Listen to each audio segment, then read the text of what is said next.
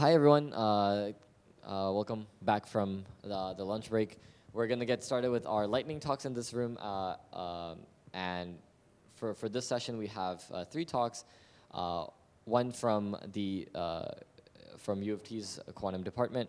We have Noah Lupu-Gladstein from CQIQC. And then we'll have John Donahue from the IQC, and then Mark from Quantinium.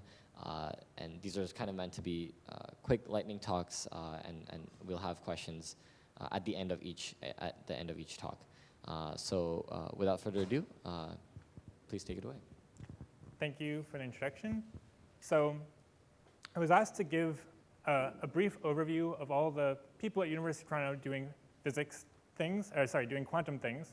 And at first I was a little bit daunted by this because there's so much cross-appointment going on with quantum people. I was thinking, okay, I'm going to have to comb through the math department web pages, the physics department web pages, the chemistry department web pages to find all these people. But then I remembered that there's sort of a consortium at University of Toronto called CQIQC. So that stands for Center for Quantum Information and Control, and it's a collection of people from all different departments, all working on different aspects, different flavors of quantum research. So I went through the website, tried to roughly categorize the pictures of people based on their interests. This is a very rough categorization, but I want to give you a sense of the different kind of areas that people work in, and just the sheer amount of people we have doing this kind of stuff at University of Toronto. So I thought maybe it would be useful to just give you a sense of some of the research questions that are being asked in each of these 5 broad categories. So quantum computing is all about how can we invent faster algorithms, prepare for the future of quantum computing in which we'll use something like Shor's algorithm to factor prime numbers and break RSA security, or we'll be able to optimize drug discovery. So quantum computing is all in that realm. Quantum foundations ask very fundamental questions, such as what does it really mean for something to be a particle and a wave at the same time? What does it really mean for something to be in 2 places at once? Is that really the best way to think about it? Can we think about particles going along trajectories in the quantum world the same way we can in classical world? So that's foundations. And as I'm going through this, I'll say all these profs have crossovers with all these different fields. These are my rough categorizations of these people. Optics kind of deserves its own special category, so quantum optics. And I might be biased here because I myself am a quantum optics researcher. But optics are a great platform for delivering quantum information from point A to point B. Photons make great message delivery systems. That's why everyone uses fiber optic internet now. Well, if you're lucky enough to have high-speed internet, then you're using quantum optic internet. Or sorry, not quantum optic internet, just fiber internet. And there's all kinds of interesting things to be studied there, such as manufacturing on-chip devices, where you can make light sources on something like a computer chip, designing fiber communications or satellite communications that shoot quantum particles at different parties. And then we have materials. So that can include things like studying the transition from a normal conducting state to a superconducting state. It can involve studying exotic materials like topological insulators. And at the base of all these interesting phenomena lies some nugget of quantum mechanics. Finally, we have quantum dynamics, which is all about modeling what happens at the smallest scale of matter. What does it really mean for a material to undergo a phase transition when that material only consists of a handful of particles? Those kinds of studies.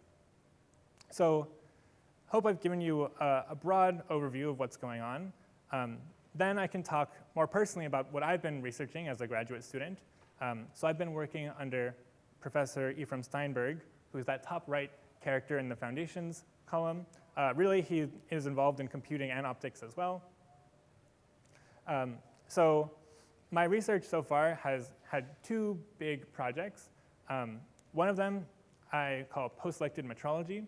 So metrology is the study of measurement. Post-selected is really just a fancy word for filtering. So you can see in this picture, there's kind of some cartoon of a glass slide which splits light. Light goes one way and it also goes another way. And quantum metrology is all about how can we use the phenomena of quantum mechanics to make the most precise measurements humanly possible.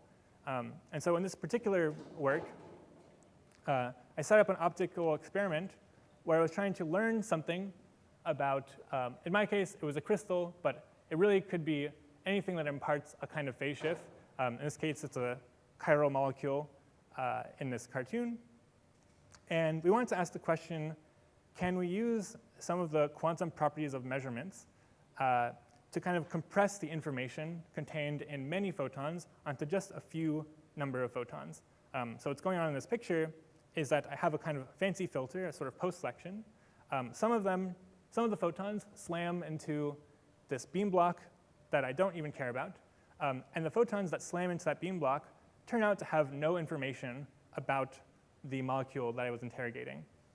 The few photons that do survive the filter get reflected into a detector, and those photons have essentially 100 times the information of the original photons.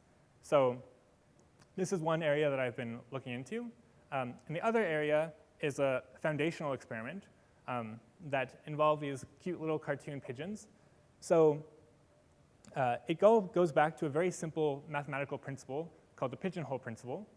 And it's that if I have 3 pigeons and 2 boxes, I can't stuff all the pigeons in the boxes without having at least one pigeon in the same box as another pigeon.